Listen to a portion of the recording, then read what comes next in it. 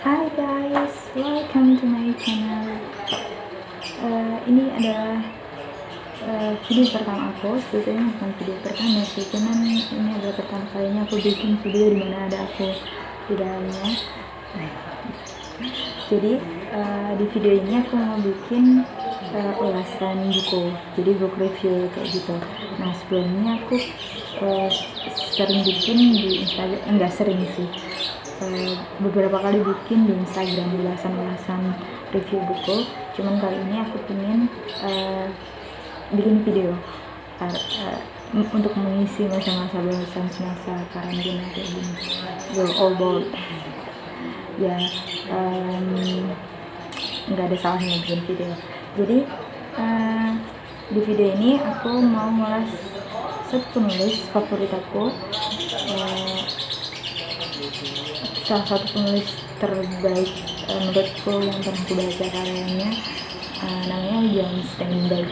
Nah John Steinbeck ini John Ernest Steinbeck Jr. Nah John Steinbeck ini adalah salah satu penulis yang menurutku ketika kita baca karya-karyanya, dia mostly settingnya di Amerika dan selalu menceritakan tentang kehidupan orang Amerika, kayak masyarakat di sekeliling sungai apa kayak gitu, atau masyarakat paisano atau apa kayak gitu. Sehingga ketika kita baca tuh, ketika kita baca karya-karyanya, kita kayak mendapat satu gambaran, oh ternyata Amerika itu seperti itu, Amerika di zaman dulu itu seperti itu, kehidupan masyarakat biasa, masyarakat marginal yang mungkin nggak punya rumah atau mungkin nggak punya pekerjaan, ternyata kehidupannya seperti itu gitu. Nah jadi keren sih, bagus si Steinbeck ini. Dan aku beberapa baca karya-karyanya, dan kali ini aku mau review salah satu buku yang menurutku bagus. Sebetulnya aku mau review buku yang membuatku pertama kali jatuh cinta sama Steinbeck, Of Mice and Men, tapi bukunya ketinggalan sehingga aku review yang ada aja. Nah salah satu karya terbaik yang pernah aku baca adalah Dataran Tertilah Fleet. Nah sudah diterjemahkan di dalam bahasa Indonesia, sepertinya diterjemahkan oleh Gramedia. Punya aku versi Penguin. Dalam bahasa Inggris ini cetakan lama sih, aku beli di Noah Buku kalau nggak salah. Noah Book ya, Instagramnya namanya Noah Book kalau nggak salah. Ini cetakan tahun 1965.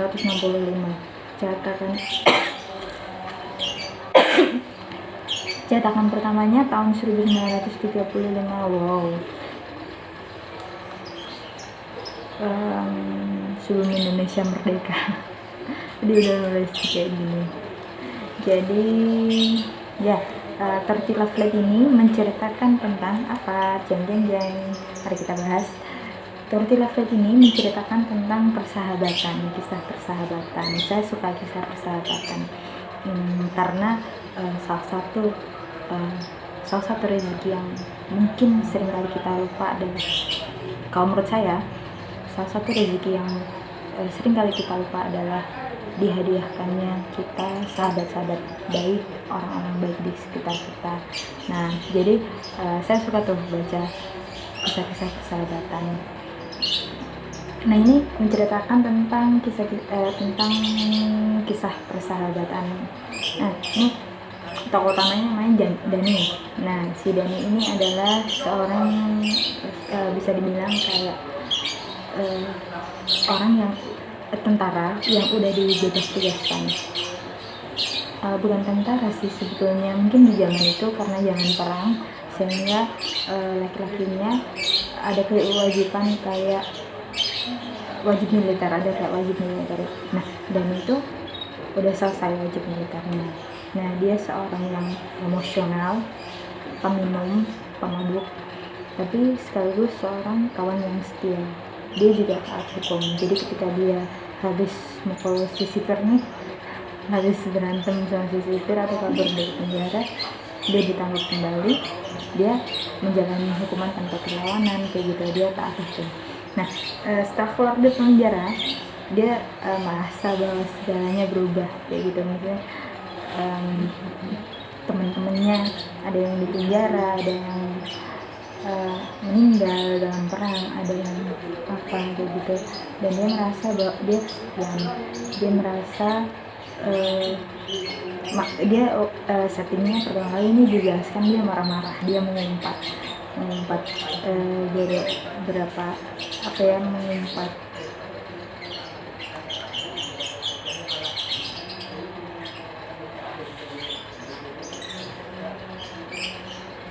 Sicilian, orang Sicilia kayak gitu, dia mengumpat orang-orang Sicilia, Sicilian bastard katanya, scum from Prison Island, jadi kayak anjingnya kayak gitu. Nah mungkin aku kurang tahu sejarahnya di mana kaum Paisano si Dani ini bisa benci banget sama orang-orang Sicilia. Aku kurang tahu sih sejarahnya, dan di sini juga nggak diceritakan. Nah setelah itu Dani mencari temennya namanya Pilon. Dia ketemu sama Pilon, dan mereka kemudian duduk dan kemudian mereka ngobrol, cerita tentang banyak hal. Terus nah ada satu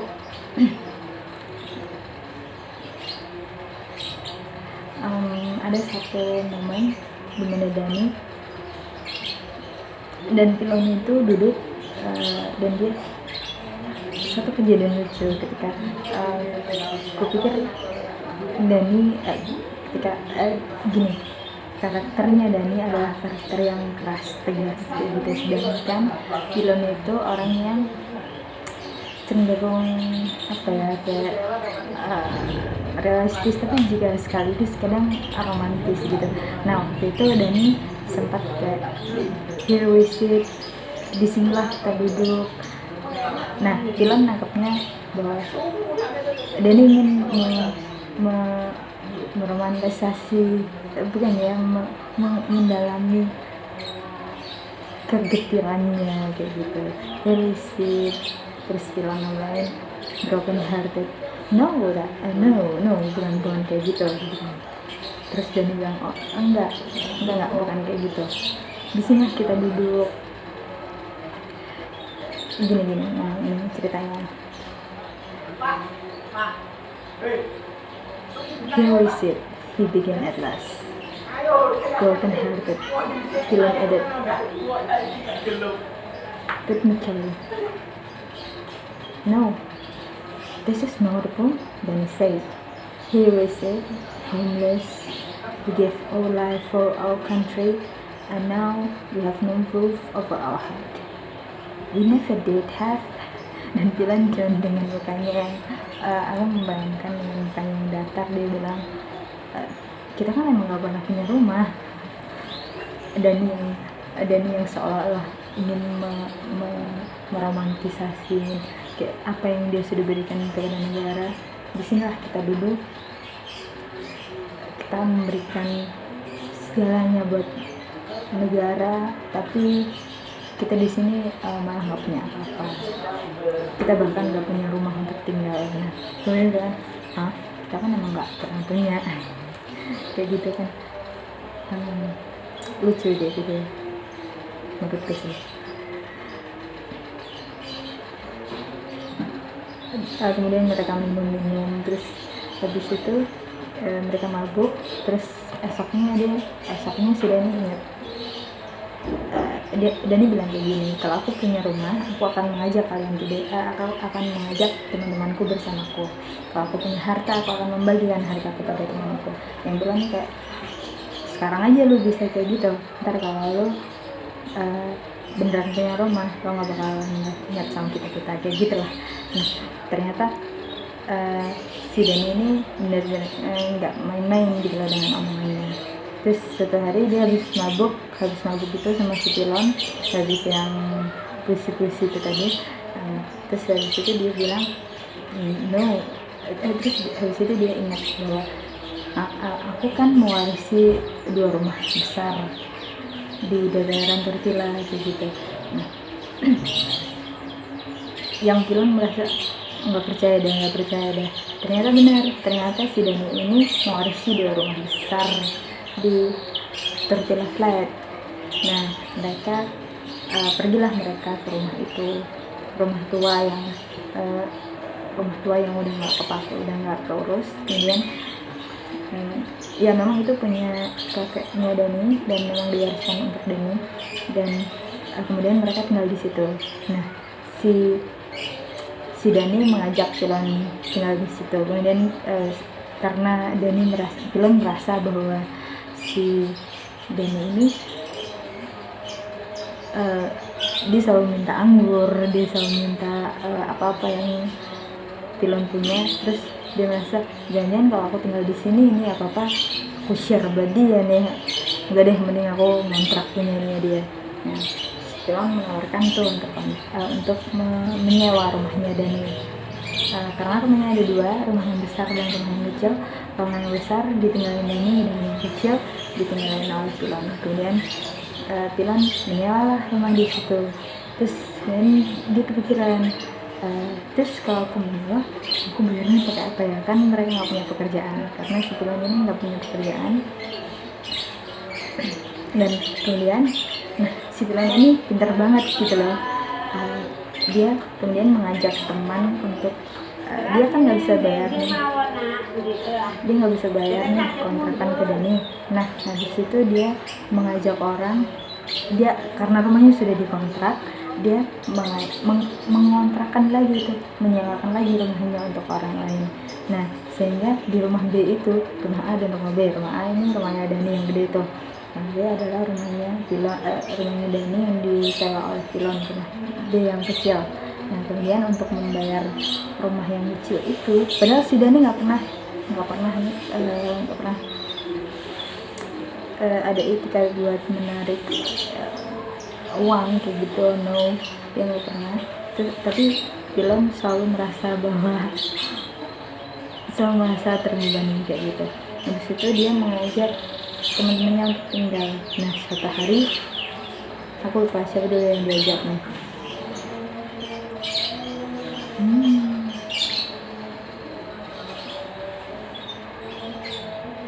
Nah suatu hari dia tuh, si Pilon ngajak satu temennya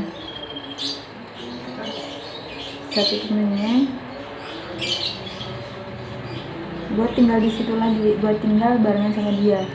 Dan dia tuh bilang kayak gini, bayangkan aja kita tidur di rumah,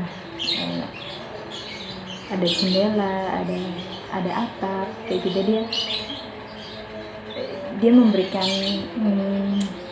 pandangan-pandangan soal rumah itu kepada temennya, padahal temennya ya sama sepertinya gitu, yang sebelumnya dia tinggal di jalanan.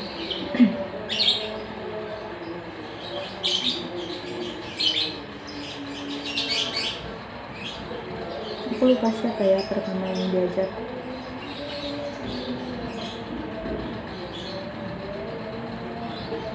Pablo ya. Nah orang pertama yang diajak oleh Pilon adalah Pablo. Nah si Pablo ini diajak oleh Pilon tinggal dan dia harus bayar uang ke Pilon untuk kemudian Pilon bayarkan ke Dani. Pintar kan dia. Terus habis itu sesudah Pablo ada Jesus Maria, ada siapa lagi ya, ada Pirates itu terakhir sih.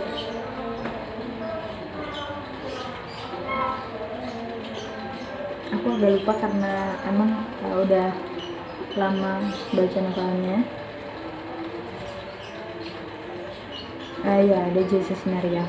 Nah Jesus Maria ini ditawar, terus setelah Pablo juga pun nggak punya uang dan nggak tahu dapat uang dari mana. Terus kemudian dia ngajak lagi tuh satu orang namanya Jesus Maria. Nah Jesus Maria ini kayak bucin gitu lah. Nah, dia nggak punya rumah untuk tinggal, dia nggak punya ini, dan dia goda istri orang atau gimana aku lupa ya. Terus pokoknya bucin lah dia ini. Terus habis itu Jesse Maria juga nggak punya duit. Terus habis itu dia ngajak lagi tuh, ngajak sampai kemudian ngajak beberapa orang ya, ngajak beberapa orang sampai terakhir adalah Pirates. Nah si Pirates ini dia kayak semacam idiots kayak gitu. Nah dia hidup dengan anjing-anjingnya. Si Pirates ini tinggal dengan anjingnya dan menganggap anjingnya ini adalah temannya. Jadi benar-benar dia sebelumnya tinggal di kandang anjing. Nah dia selalu nganterin roti, dia punya, intinya dia punya suatu hal yang dikerjain dan dia dapat upah dari tempat itu. Nah suatu hari si villain ini ngajak si Pirates buat tinggal bersamanya. Nah si Pirates ini mengiyakan, awalnya dia nggak percaya, mengiyakan untuk tinggal bersama mereka, tapi dengan syarat adalah dengan syarat semua temannya ikut, artinya semua anjingnya ikut. Dan dia benar, semua anjingnya ikut dan tidur sama-sama pilon kayak gitu. Nah dan tidur sama-sama si Pirates itu tadi. Nah mereka tidur bareng-bareng. Nah terus si pilon nanya, punya uang, kita butuh uang untuk membayar sewa ke Dani, karena Dani sedang jatuh cinta dengan seseorang. Dia ingin memberikan seseorang itu sesuatu, sehingga kita harus membantunya dalam Dylan bilang ke teman-temannya. Terus habis itu di antara kita ada yang punya uang? Nggak ada sama sekali yang punya uang. Terus dia tuh curiga, masa sih si Pirates di sini nggak punya duit. Terus habis itu setiap malam si Pirates ini menyelinap, dia pergi ke hutan kayak gitu untuk menemukan uangnya. Dan ternyata suatu hari si villain ini ngikutin si Pirates ke hutan. Terus habis itu udah dan ternyata benar kan dia punya uang dan disembunyikan di hutan. Setelah itu dibilang, suatu hari si Pirates bilang ke teman-temannya sambil bawa kumpulan uangnya dia yang banyak. Terus dia bilang, teman-teman, aku punya hadiah buat kalian. Kalau aku punya sesuatu, aku akan membaginya dengan kalian semua.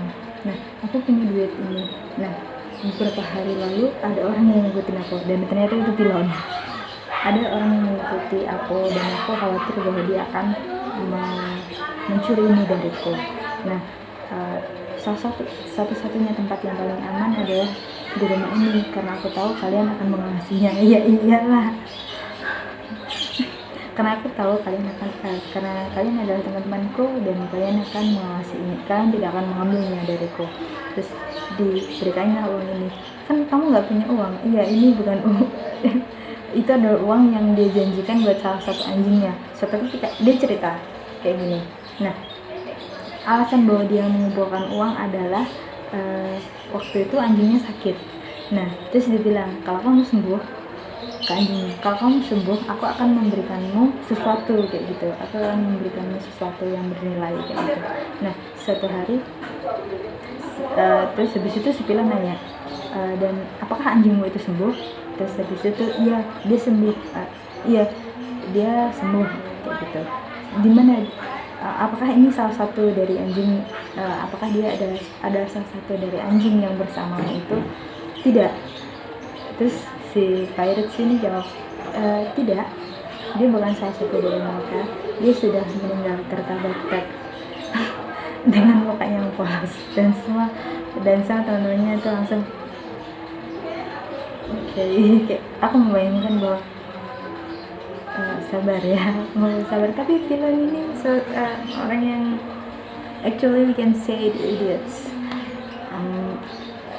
Dia kayak membayangkan dirinya ya sama seperti anjingnya, dia nggak punya perasaan, dia nggak punya apa. Ketika dia bilang anjingnya udah anjingnya tertabrak truk, ya dia dengan mimik yang biasa aja, dengan raut muka yang biasa aja.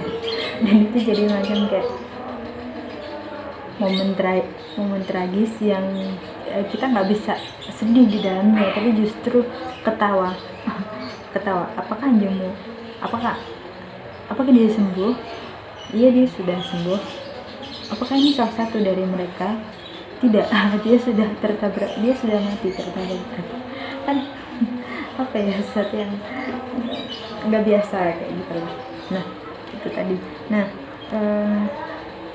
sadly, sedihnya pada akhirnya ceritanya panjang sih, nggak mungkin aku ceritakan semuanya. Pada akhirnya si Dani ini meninggal, dan kemudian sebagai wujud ini penghargaan mereka semua, setelah menguburkan si Dani, mereka membakar rumah itu.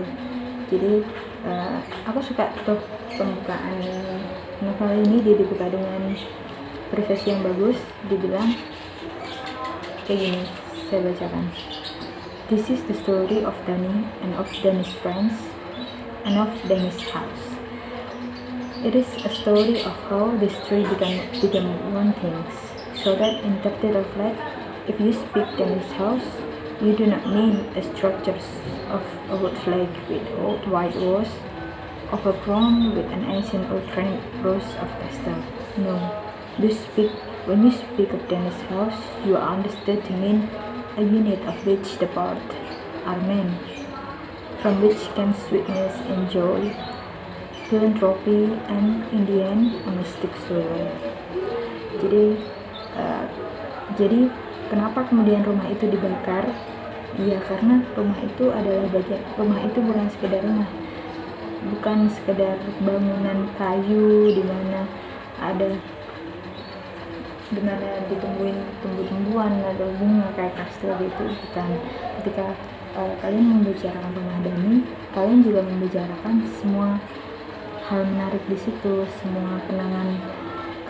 Dia merekam segalanya, kebersamaan mereka, karena semua terjadi di rumahnya Dani. Jadi ketika kita membicarakan tentang rumahnya Dani, kita membicarakan tentang sweetness, joyful, semua momen yang terjadi di dalamnya, dan itu merupakan satu bagian.